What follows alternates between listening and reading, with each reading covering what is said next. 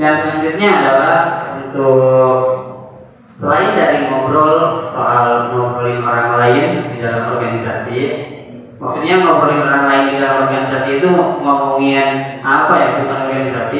Teman-teman juga untuk membangun satu tim yang solid, teman-teman harus bisa melakukan aktivitas di luar kegiatan organisasi. Ya, mungkin ini catatan nih buat para ketua. Ini kalau misalkan dalam organisasinya jangan melulu kegiatan baru pada kumpul. Ya, adik-adik juga dibiasakan kalau misalkan untuk mengeratkan hubungan satu sama lain, sekali-kali mah mengumpulnya jangan ngomongin organisasi, ya ngomongin hal yang lain gitu. Tapi bukan, maksudnya aktivitasnya ya, kayak misalkan teman-teman tuh kumpul kalau ya LKS aja, terus nanti kumpul lagi kalau misalkan ada selanjutnya kita apa? Ya, MP, MPLS misalnya. Tapi di luar itu juga silakan untuk beraktivitas. Kayak contohnya teman-teman tuh bisa, ya mungkin kalau liburan terlalu mewah olahraga bareng gitu kan.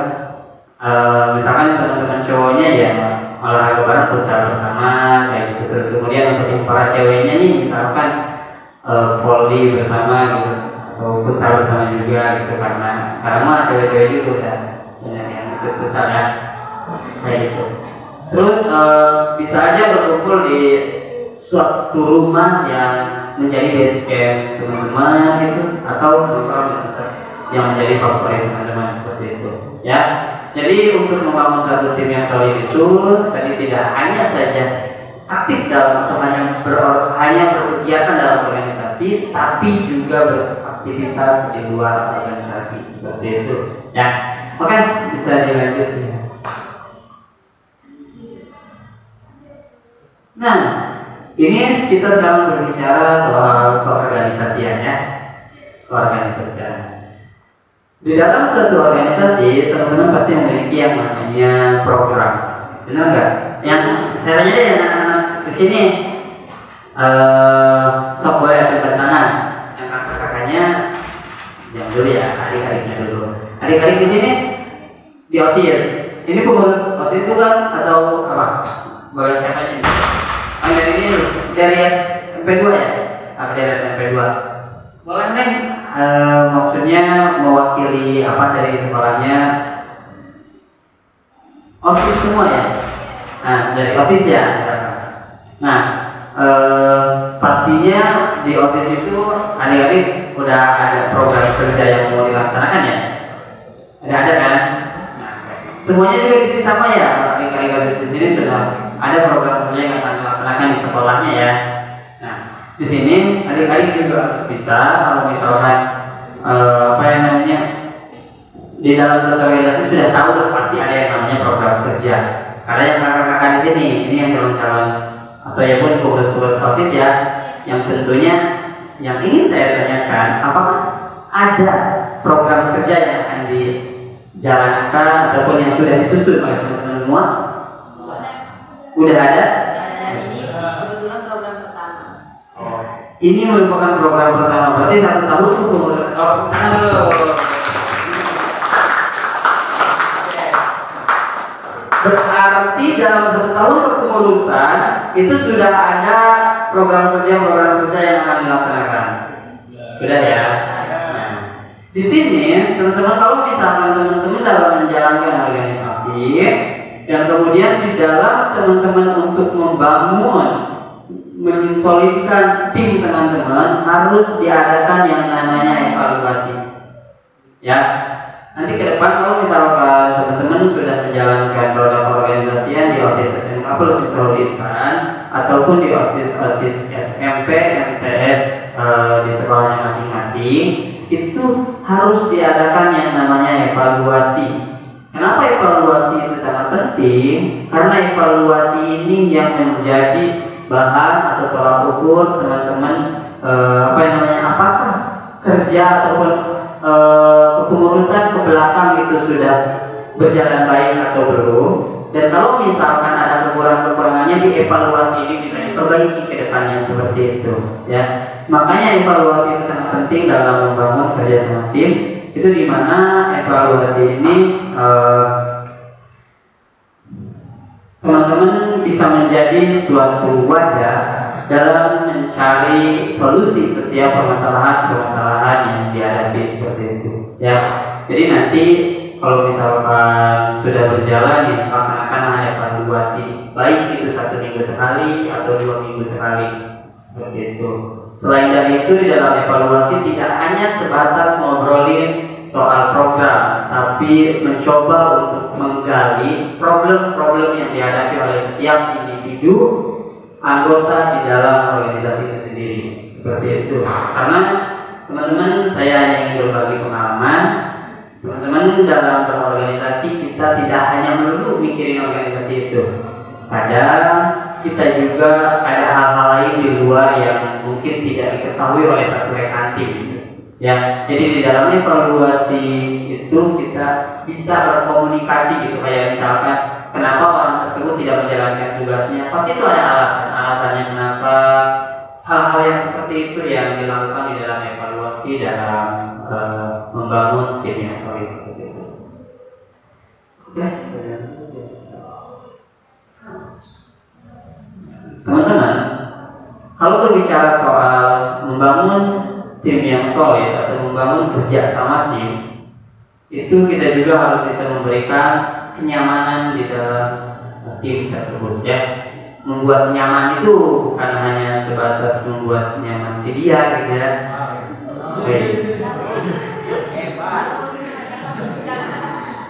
Kalau membuat nyaman si dia mah ya itu mah tidak disuruh juga udah pasti kan.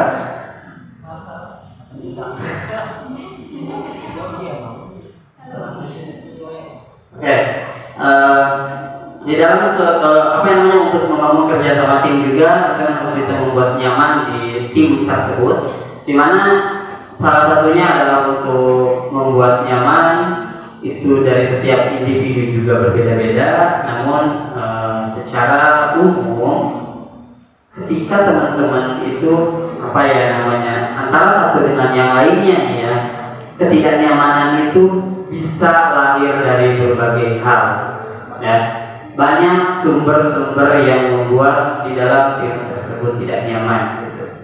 Ya, salah satunya adalah mungkin ketidaksesuaian, ketidaksesuaian antara tim yang satu dengan tim yang lainnya gitu. Maka dari itu salah satunya untuk membuat nyaman di dalam sebuah tim adalah kita tidak mengikuti urusan pribadi orang tersebut. Itu adalah salah satunya. Jadi teman-teman jangan kita tuh ke satu orang misalkan si A, kita tuh ikut campur urusannya seperti itu. Hindarilah hal-hal yang seperti itu di dalam suatu organisasi. Kita semua memiliki privasi masing-masing. Jadi untuk membangun tim yang solid ataupun kerja sama tim yang baik itu kita harus membuat rekan tim kita senyaman mungkin. Gitu ya. Dan salah satunya adalah itu, kita tidak mengikuti urusan pribadi orang tersebut seperti itu. Oke. Nah, tadi berbicara soal privasi. Selanjutnya adalah berkaitan yang tadi bahwa kita harus bisa menghargai setiap privasi setiap anggota tim. Saya yakin di sini juga semua orang memiliki privasinya masing-masing ya. Pastinya seperti itu. Punya rahasianya pribadi masing-masing. Jadi teman-teman itu yang harus kita hindari untuk membangun tim yang solid itu atau membangun kerja sama tim itu adalah kita menghargai setiap privasi orang atau setiap privasi dari setiap anggota tim seperti itu. Hal-hal seperti itulah yang bisa kita lakukan gitu, untuk membangun kerja sama tim yang solid gitu. Oke, baik, lanjut ya. Nah, teman-teman, ini ada sebuah kata ya, tapi bukan dari saya.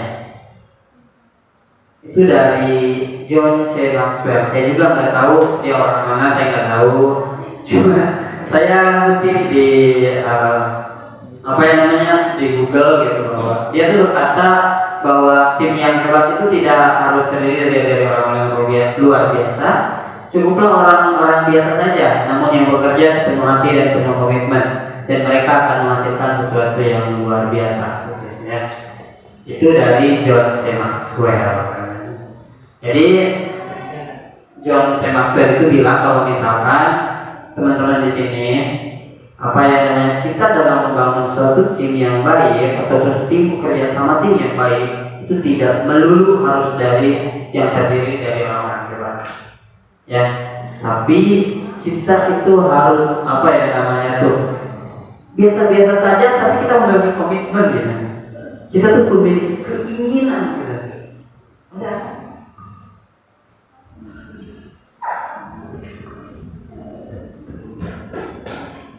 Ya, memiliki keinginan untuk menghasilkan sesuatu yang luar biasa. Jadi lahirnya ada keinginan teman-teman. Nah, di sini saya ingin bercerita lagi. Kita banyak cerita juga nggak apa-apa ya. Orang ini udah pengalaman. Saya yakin teman-teman juga senang bercerita di teman-teman. Kalau hal yang seperti ini biar teman-teman cari kebetulan. Cuma saya di sini untuk membangun kerjasama tim dari teman-teman itu harus dilahirkan dari kesadaran teman-teman sendiri. Teman-teman, saya ingin bercerita bahwa cerita saya itu cerita tentang tiga orang yang bisa dikatakan ya, lebih mudah kita di sini biar kebayang itu mungkin orang tersebut mondok, tahu mondok enggak? Santren.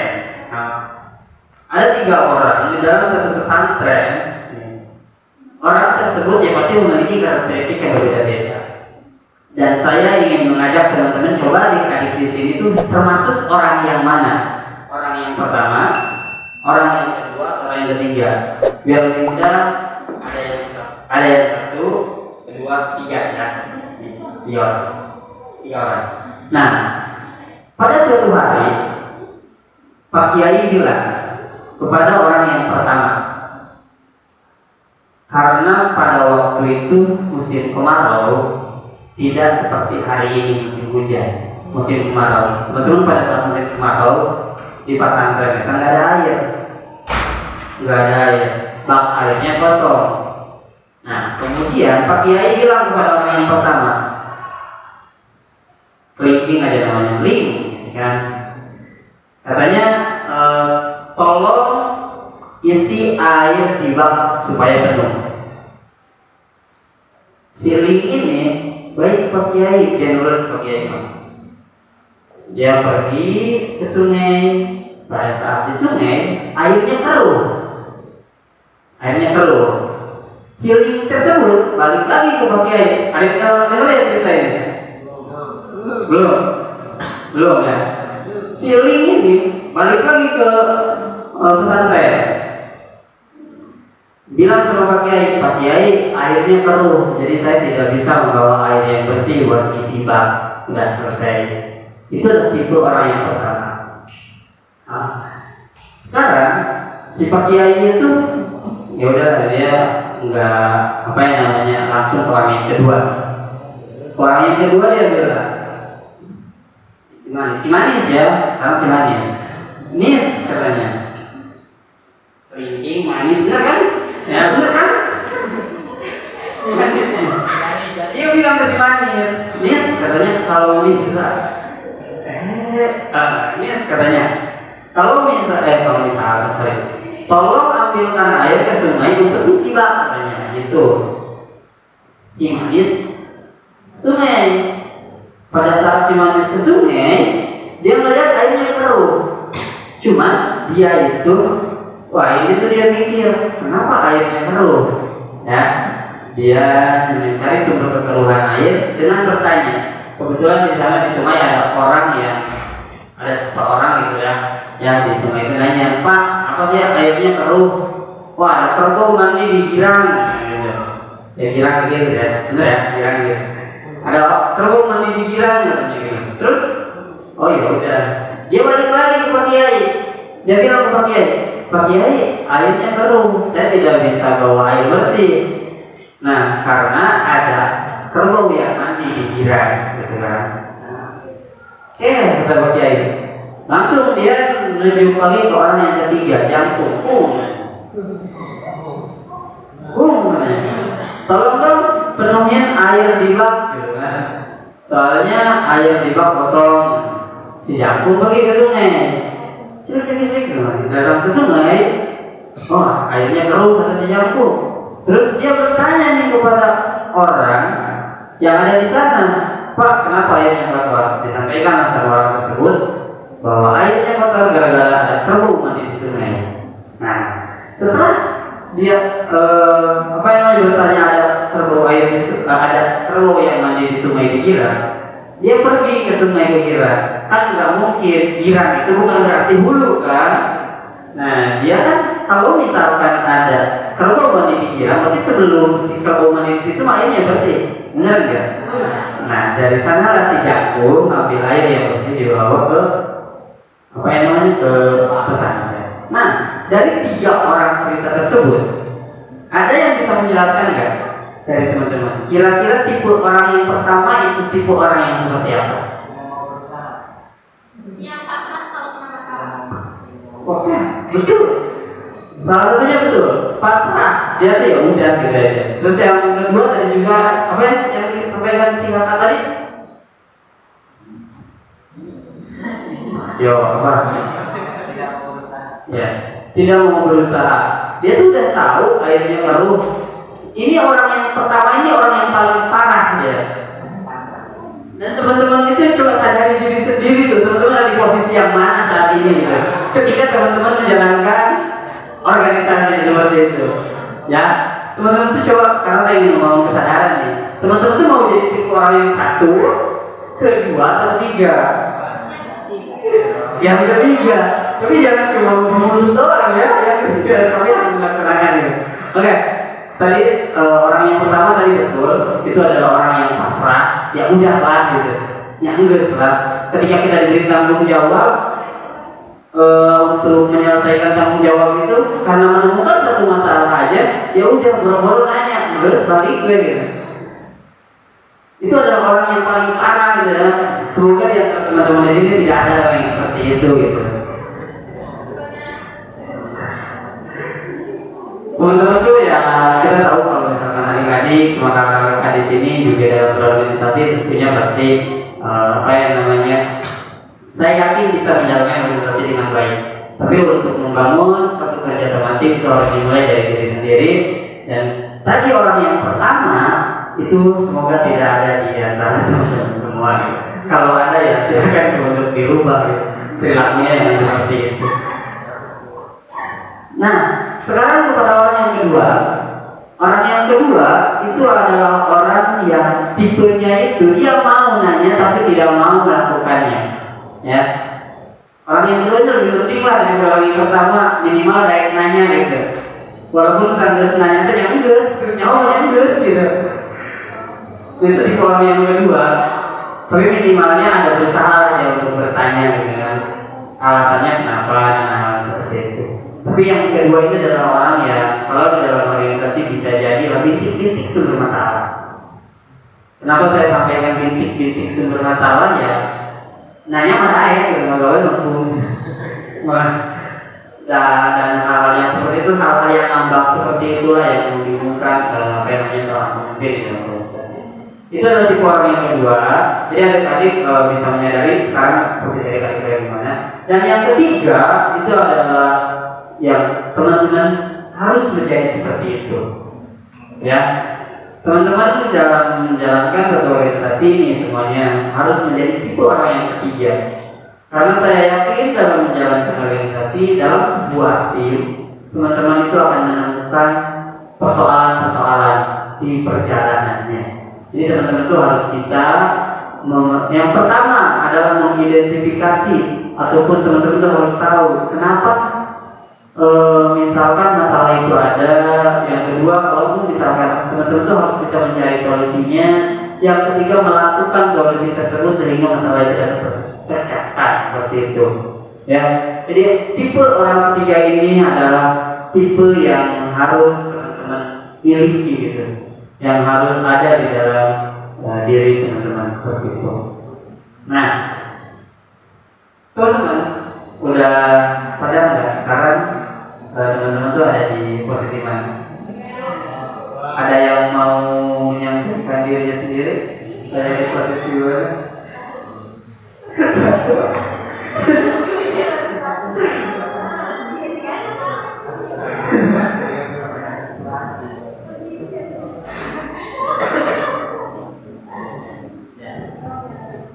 Jadi gerakannya sekarang udah sadar ya, harus sadar diri. Wah, itu lagi posisi kedua orangnya. Jadi ke depan harus ada posisi 3 gitu.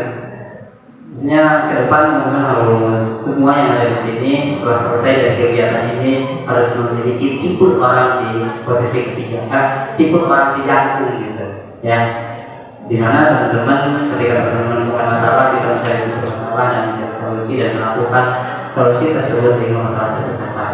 Nah, teman-teman, kita lanjut ya. Kita mulai ceritanya. Kita lanjut ke ngobrol nanti.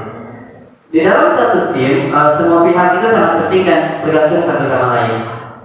Teman-teman sudah tahu kalau misalkan teman-teman adalah bagian dari tim, teman-teman itu adalah orang penting di dalam tim tersebut. Karena pertama tadi teman-teman adik-adik saya sudah jelaskan ya, kalau misalkan teman-teman itu dalam berorganisasi saya itu harus sadar diri peran saya itu sebagai apa gitu. Itu harus tahu tanggung jawab itu saya ngapain, saya harus melakukan apa yang kayak gitu. Teman-teman harus sudah sadar dalam menjalankan organisasi ataupun teman-teman dalam sebuah tim gitu. Jadi posisi teman-teman harus tahu dulu di tim tersebut sebagai apa sehingga nanti teman-teman itu keberadaannya sangat penting, karena kalau misalkan ada satu saja yang tidak berjalan, maka itu tidak akan berjalan semuanya. Ya, sebenarnya bisa saja berjalan, cuman mungkin perjalanannya yang akan menjadi lebih panjang gitu, karena ada rantai yang terputus seperti itu. Jadi teman-teman harus sadar nih, kalau misalnya teman-teman di sini ada sebagai pengurus OSIS, teman-teman harus tahu secara pribadi diri teman-teman sendiri bahwa peran teman-teman di OSIS itu ada ngapain, ya, sehingga teman-teman tidak menjadi beban ketika menjalankan suatu kepengurusan di OSIS tersebut seperti itu. Itu tidak menjadi beban bagi teman-teman yang lainnya, ya. Nah, boleh dilanjutkan mungkin ke slide yang terakhir, yaitu kita berbicara soal filosofisme. Ada yang pernah dengar nggak soal filosofisme?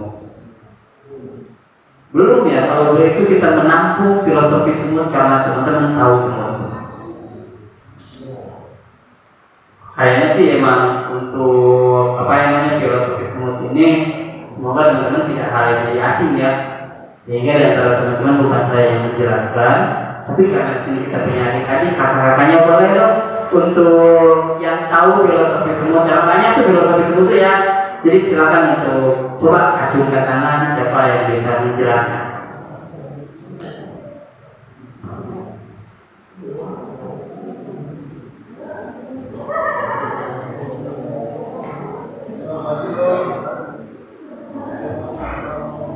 Ada yang bisa nggak? Terus saya jelaskan dulu kerangka berpikir cara membuat filosofi ya. Teman-teman tuh harus tahu dulu. Saya sebenarnya sih secara sederhananya itu, kalau kita berbicara filosofi semut berarti yang menjadi objek itu adalah semut. Ada yang tidak tahu semut? Masa ada yang tidak tahu semut? Sirum. Yang semut pasti sirum.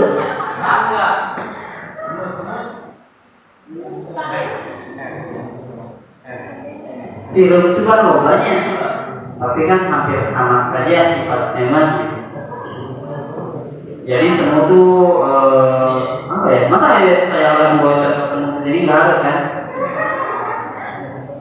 Nah, teman-teman sekarang lihat karakteristik semut itu seperti apa. Mungkin ada di sini juga sudah tahu karena yang notabene dari kita semua di sini adalah orang yang suka maksudnya tidak asing dengan semut. Jadi semut itu suka ngapain sih gitu, misalnya yang teman-teman tahu.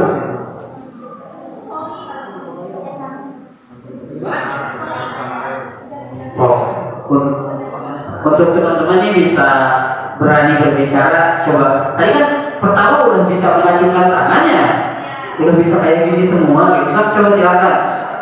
Sedikit saja yang bisa menjelaskan filosofi tersebut, acungkan tangan.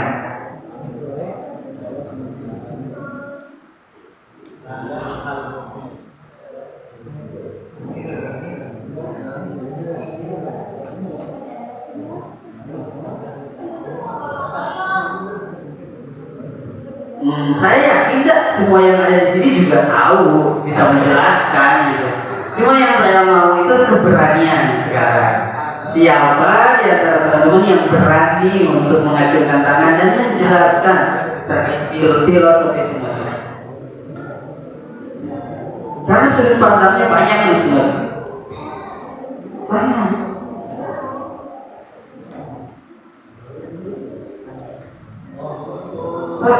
Ini kakak-kakak pengurus OSIS dan adik-adik pengurus OSIS juga pastinya memiliki keberanian buat menjelaskan kan?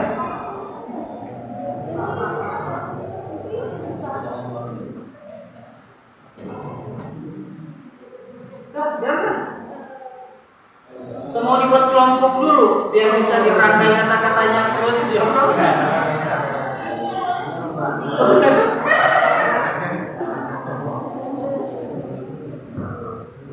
Kalau misalkan dibuat kelompok, filosofinya bukan cuma semut doang, berarti nanti banyak filosofi yang lain.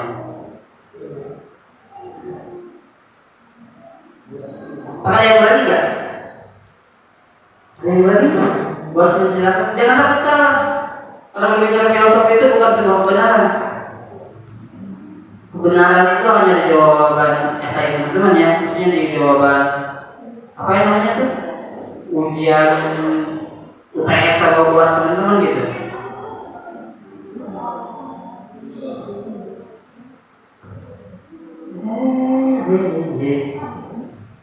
Usah gak ada.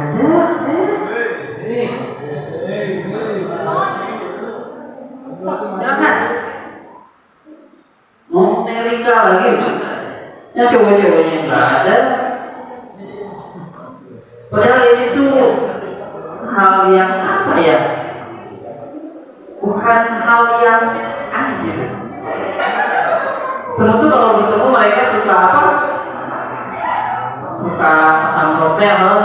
Saya juga nggak tahu sih sebenarnya ngapain gitu, cuman kesalaman lah intinya itu kan yang pertama, ya kan?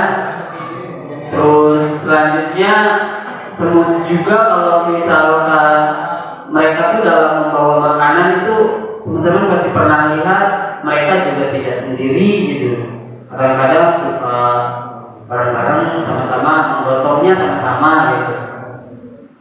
Iya kan? Benar nggak? Hal-hal yang seperti itu. Jadi selain dari itu ada yang bisa menjelaskan yang lain tidak? Silakan adik-adiknya yang imut-imut, cantik-cantik, yang ganteng-ganteng. Silakan. Jangan dulu dong. Senyamannya aja, kalau kenyamanan yang utama.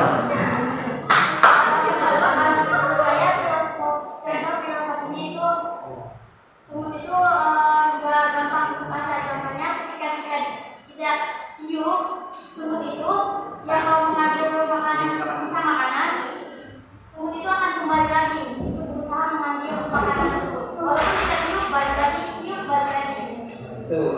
Bukan. Ya, itu adalah salah satu filosofi dari semut, bahwasanya dia itu pantang menyerah. Pantang menyerah. Tadi yang disampaikan oleh saya, siapa namanya? Namanya sendiri lupa. Ya, tadi yang disampaikan oleh Teh Pina ya, itu salah satunya adalah itu bahwa semut itu dia tidak akan menyerah. Dia kalau misalkan mengambil makanan, ketika dia tidak bisa sendiri, dia ajak teman-teman yang lainnya, dia gotong bareng-bareng untuk membawa makanan itu ke tempatnya gitu. Itu adalah salah satu dari filosofi semut. Kemudian ada yang lain juga, karena banyak banget yang satu berbicara soal filosofi semut dari sudut pandang yang berbeda. Ada nggak? Lain dari ketertiban.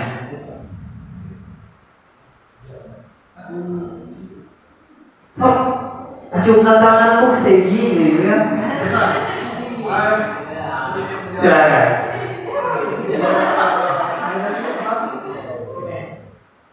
Meskipun semut akalnya tidak sempurna manusia, tapi semut punya jiwa, semut punya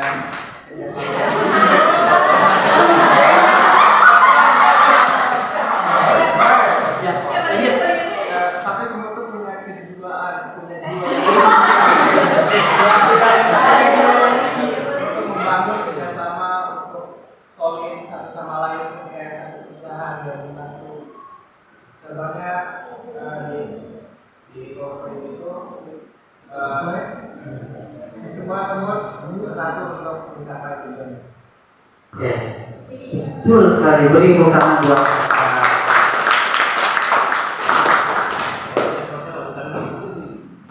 Oke. Tadi benar yang dikatakan kakak. Ini namanya Hamzah ya. Iya. Mohon maaf ya, saya berlupa.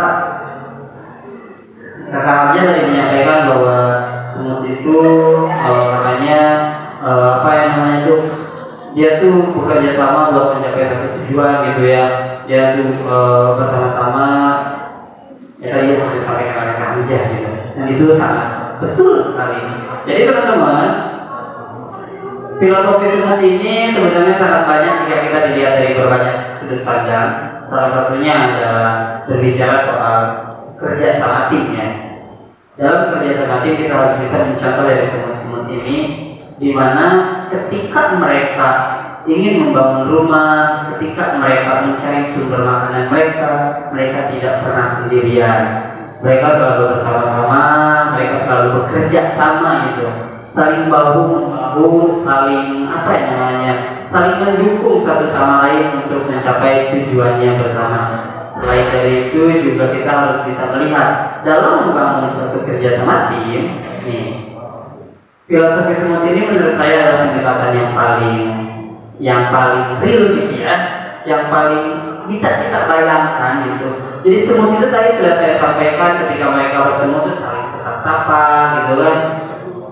Teman-teman lihat kan kalau semut saling pertemuan itu saling tetap sapa, mereka itu saya nggak tahu mereka ngobrolin apa, gosip apa saya nggak tahu ya. Cuman itu hal-hal yang mereka lakukan, kemudian mereka juga dalam untuk membangun rumah gitu kan, untuk mencapai dari satu tempat ke tempat yang lain mereka juga secara bersama-sama gitu. Hal-hal seperti itulah yang harus ditumbuhkan di dalam diri teman-teman untuk membangun ataupun untuk membuat kerja sama tim yang baik seperti itu. Dan mungkin sebelum saya akhiri, karena mungkin ini bisa saya sampaikan, ada yang teman-teman tanyakan? Silahkan saudara. Hal yang paling senang itu apa? Yang paling disenangi itu? Oke, ini berbicara soal, saya akan menjawab dari dua hal ya. Yang pertama adalah kesenangan saya pribadi dalam menjalankan organisasi. Yang kedua adalah saya berada di lingkungan organisasi itu sendiri. Ya, berbicara soal tugas dan fungsi tanggung jawab, sebenarnya saya adalah seorang perencana. Karena itu berkaitan dengan dunia kerja saya, dan itu juga berkaitan dengan apa ya namanya keseharian gitu. Saya suka dalam organisasi itu sebagai seorang perencana, baik itu dalam merencanakan program, baik itu dalam membuat satu susunan yang namanya kebijakan. Kebijakan itu kayak gini, teman-teman. Ini maksudnya ya. Saya tuh ingin menyampaikan bahwa teman-teman di dalam organisasi, teman-teman itu tadi saya sampaikan harus memiliki satu orang. Itu adalah satu peran dan tanggung jawab, ya. Dan itu adanya di mana? Di seorang yang merencanakan hal tersebut. Dan saya sukanya dalam organisasi adalah di bagian itu. Kenapa? Di profil saya tadi banyaknya saya itu sebagai pengembangan ya kan. Hampir di mana-mana saya sebagai pengembangan, baik itu di Garda, Forum Taman Baca Masyarakat Kabupaten. Saya itu banyaknya di bagian pengembangan sumber daya. Karena hal itulah yang saya senangi dalam berorganisasi. Saya selalu senang untuk membuat hal-hal kebaruan di dalam suatu organisasi. Jadi kalau untuk berbicara soal peran saya di dalam organisasi, itu yang saya senangi itu. Sekarang saya berbicara soal terkait masalah apa yang saya senangi di lingkungan organisasi itu sendiri. Teman-teman tahu kalau misalkan kita di kelas itu sekolah hanya sebatas belajar dan ilmu. Tapi kalau misalkan di dalam organisasi kita lebih dari itu. Saya kalau misalkan di kelas, misalkan ini mah tidak berani untuk mengungkapkan pendapat karena rasa khawatir ketakutan, ya itu pribadi saya. Dalam organisasi saya rasa teman-teman itu bisa berekspresi, mengemukakan hal apapun tanpa takut salah, ya. Karena jawaban saya tadi sudah satu. Kalau misalkan salah dan benar itu hanya ada di jawaban soal UAS UTS yang kita kerjakan. Tapi kalau misalkan hal-hal yang lainnya, sudut pandang benar dan salah itu umum gitu, maksudnya itu bisa fleksibel gitu ya.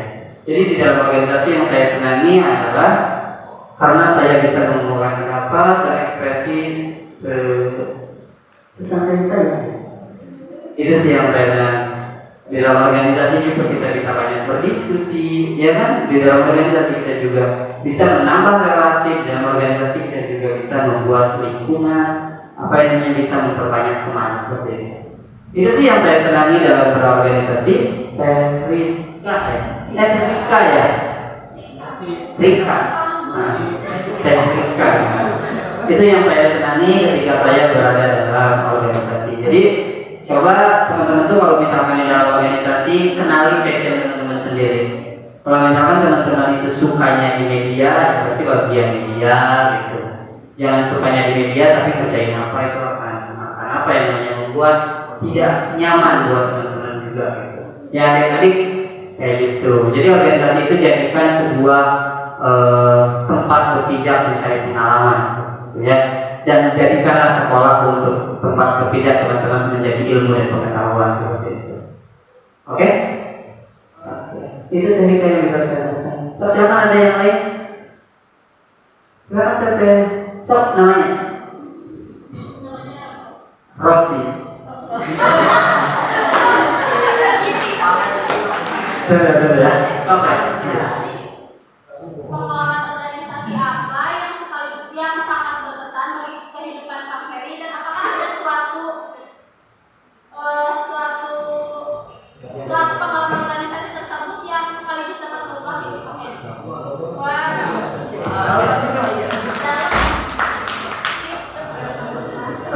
Jawaban saya sih sebenarnya khawatir subjektif ya, tapi mungkin sebatas pengalaman tidak apa-apa ya. Tidak apa ya. Maksudnya subjektif itu yang persepsi diri saya sendiri gitu, bukan secara di muka umum. Teman-teman, yang harus teman-teman tahu adalah kejujuran saya. Ini berbicara soal pengalaman. 3 organisasi yang saya jadikan landasan dalam saya menjalani kehidupan. Yang pertama yaitu saya aktif di himpunan yang memiliki kampus. Dan juga sih sebenarnya saya suka berorganisasi dari mulai SMP juga ikut OSIS, SMK juga sama. Saya ikut OSIS di sini ya. Dan saya juga alumni OSIS di sini gitu. Cuman hal-hal yang menjadikan lebih mengena gitu kepada diri saya itu, pertama saya ketika mengikuti ikut organisasi di kampus.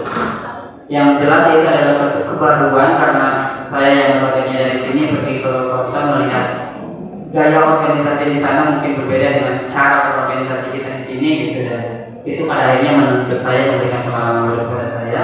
Yang kedua adalah ketika saya berorganisasi di luar mahasiswa lokal di Kumala, ya itu lebih kepada mendorong saya menyukai gitu kegiatan-kegiatan sosial seperti itu.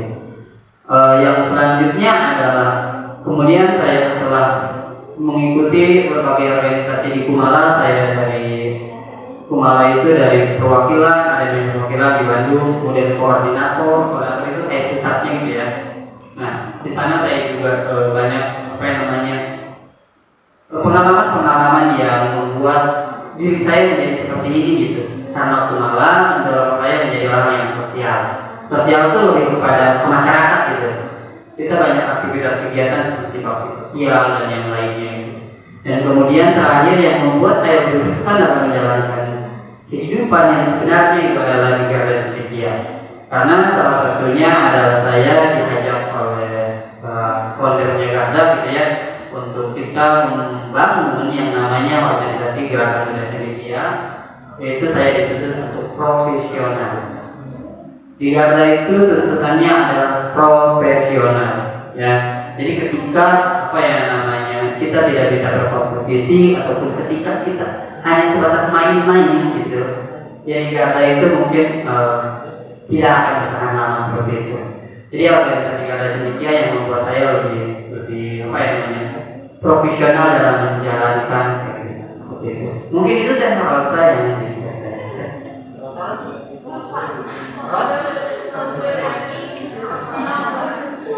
Ya, terus ya. Rose ya. Ada ya. Ya terus. Jadi itu yang menjadikan apa yang namanya pengalaman saya dalam berorganisasi yang dari tadi apa yang ditanyakan oleh terus. Itu masih tadi juga saya di awal sampaikan bahwa jawabannya adalah subjektif saya ya. Jadi itu hanya saya apa ya namanya berbagi pengalaman aja seperti itu. Intinya teman-teman tuh emang harus aktif dalam berorganisasi ya.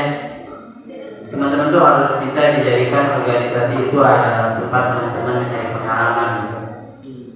Seperti itu. Posisi apapun yang teman-teman jalani sekarang di dalam suatu organisasi, di sana teman-teman dituntut untuk bisa bertanggung jawab. Jadi jangan dijadikan organisasi itu hanya tempat bermain, tumpang nama dan yang lain sebagainya, tapi jadikan organisasi itu adalah apa yang namanya wadah teman-teman untuk mengembangkan potensi diri. Itu sih. So, silakan yang lainnya.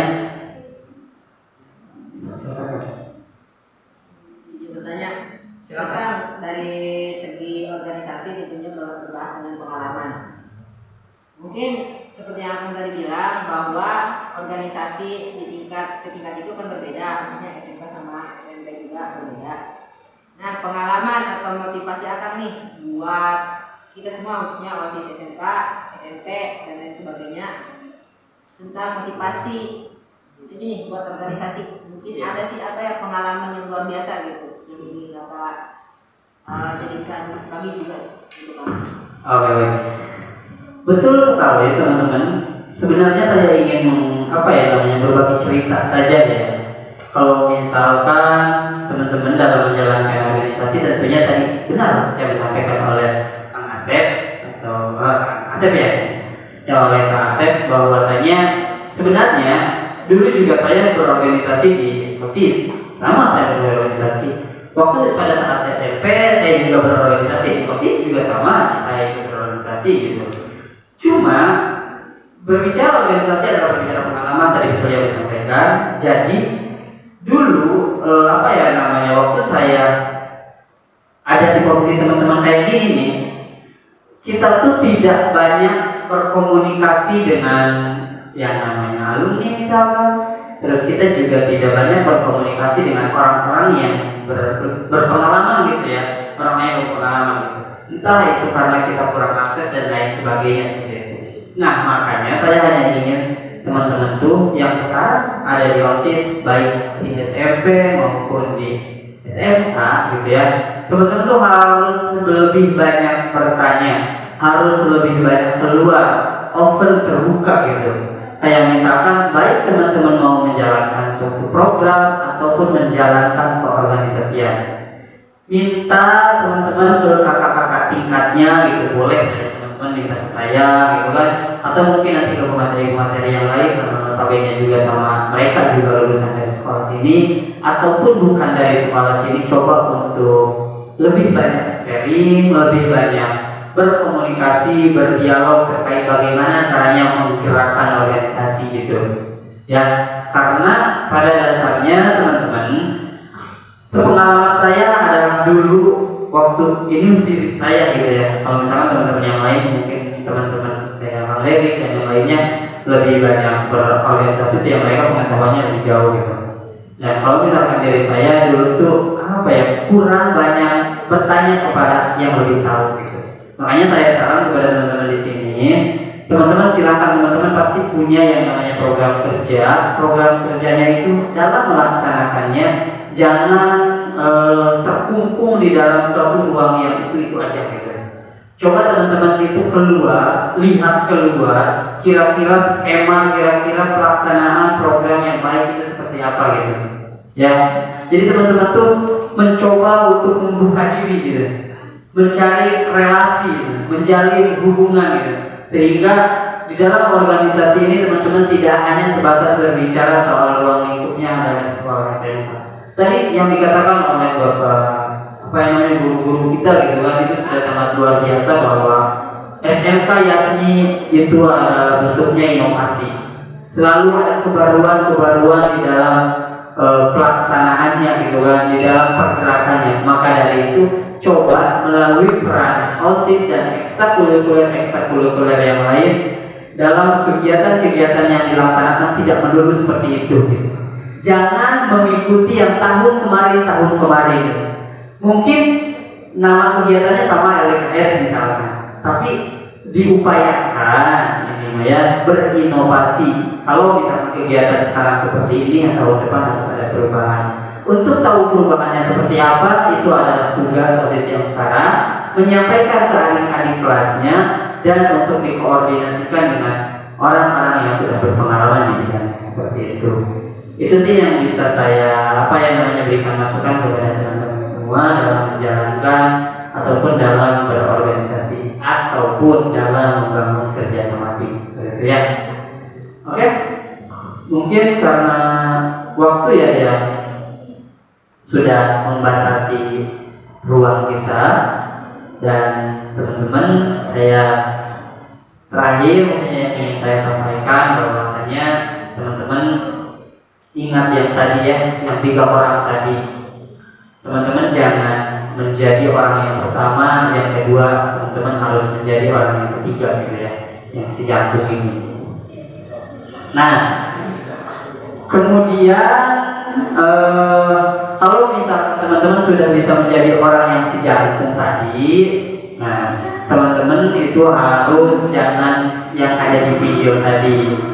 Dalam menjalankan organisasi hanya sebatas jadi orang yang tadi yang ketiga ya, yang duduk begini-gini gitu.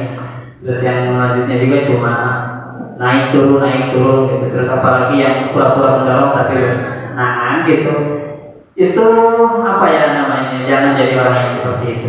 Jadi teman-teman harus memang benar-benar menjalankan organisasi ataupun menjalankan peran di dalam satu tim itu benar-benar tidak menjadi beban pada tim yang lain ya.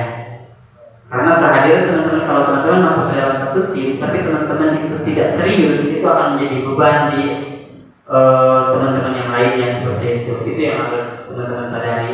Jadi kalau misalkan memang teman-teman tidak mau bekerja sama, ya udah mending jangan sama sekali seperti itu ya, karena itu akan menjadikan buah OSIS.